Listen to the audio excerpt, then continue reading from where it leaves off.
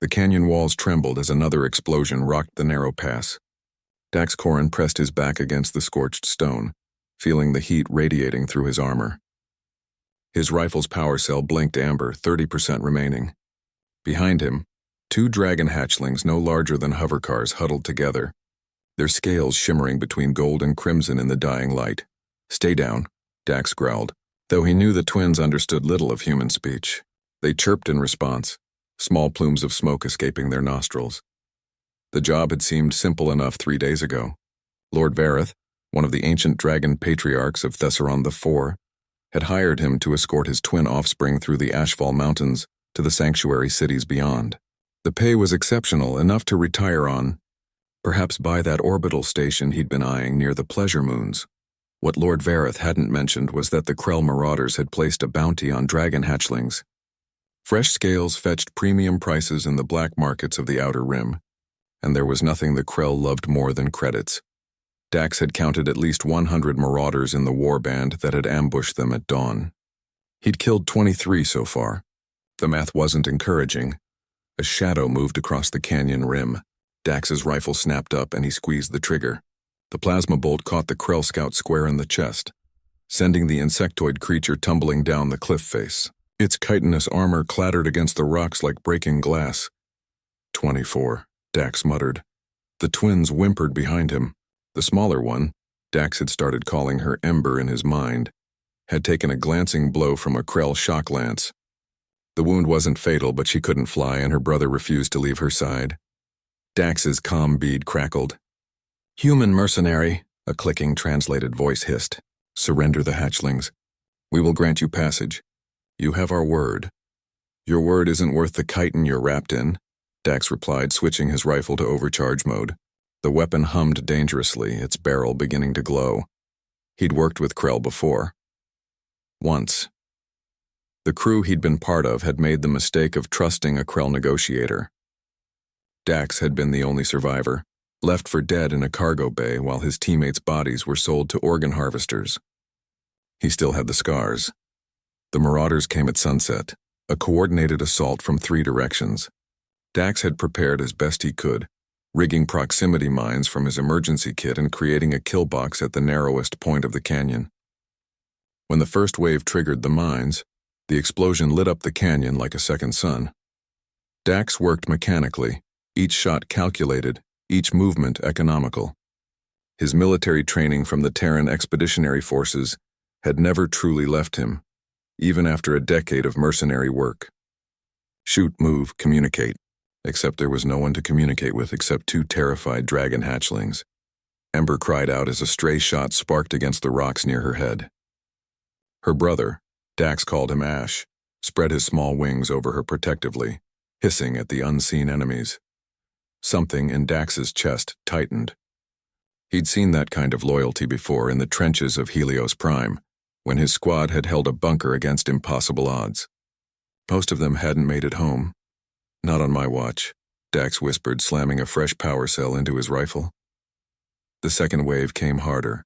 Krell shock troopers with plasma shields advanced in formation, while snipers provided covering fire from elevated positions. Dax threw a thermal grenade that scattered the formation, then dropped 2 snipers with precision shots that would have made his old drill instructor proud. His armor took hits. 1, 2, 3. Warning lights flashed across his HUD. Structural integrity at 40%. His left shoulder burned where a plasma bolt had punched through the plating.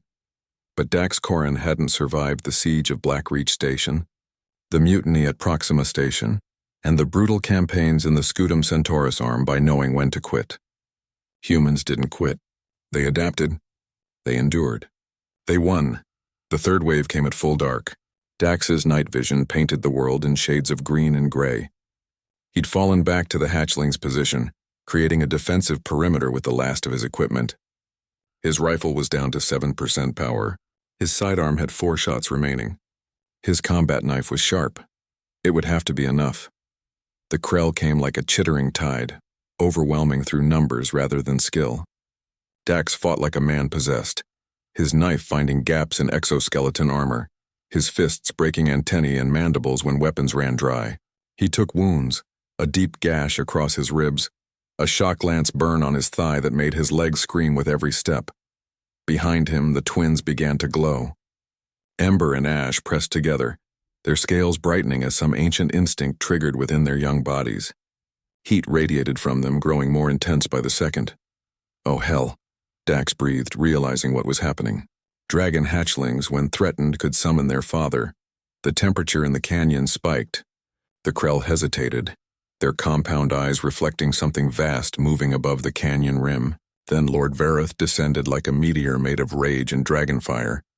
The ancient dragon was magnificent and terrifying in equal measure, his scales dark as obsidian, his wingspan blotting out the stars. The fire that erupted from his maw was not the orange-red of normal flame, but white-hot plasma that turned sand to glass and Krell to ash. The battle ended in minutes. The surviving Marauders fled into the wasteland, and Dax collapsed against the canyon wall, his vision blurring from blood loss and exhaustion. Lord Verith landed with surprising grace for his size, immediately moving to inspect his offspring. His massive head swung toward Dax, golden eyes studying the wounded mercenary with an intelligence that transcended species. You protected them. Lord Verith's voice resonated in Dax's mind, the telepathic connection feeling like warm sunlight. Against impossible odds, you stood your ground. Why? Dax coughed, tasting copper. Contract, he managed. I finish what I start. No, the Dragon Patriarch rumbled. You could have fled. You could have bargained for your life. But you chose to stand with my children even unto death. That is not merely contract. That is honor. The dragon's breath washed over Dax, and instead of burning, it healed. The pain in his wounds faded, replaced by a tingling warmth that knitted flesh and bone. When Dax looked down, even the old scars from his years of warfare were gone. Your payment, Lord Verith continued, was to be substantial. But payment cannot buy what you have given. Loyalty, courage, and the willingness to sacrifice for those who cannot fight for themselves. These are gifts beyond price. The dragon's claw moved, and suddenly Dax was holding something that glowed with inner light. A scale from Lord Verith's own hide, as large as a shield thrumming with ancient power. This scale carries my mark, the dragon explained. It will grant you passage among all dragonkind and more. It holds within it a portion of my own flame. Should you ever face darkness too great to overcome alone, break the scale and I will come. Ember and Ash approached Dax on unsteady legs, their small heads butting against his hands affectionately. Despite everything, the pain, the exhaustion, the near death, Dax smiled. Worth every burn, he said softly. Lord Verith's laughter was like distant thunder. Indeed, Dax Corin, indeed. As dawn broke over the Ashfall Mountains, a human mercenary stood beside a dragon patriarch and two hatchlings, silhouetted against the rising sun. The galaxy was vast and often cruel, but in that moment, an ancient bond was forged, one that would echo through the ages as a testament to courage, honor, and the indomitable spirit of humanity. The Krell would spread the story through the criminal underworld, the human who fought 100 Marauders to protect 2 dragon hatchlings.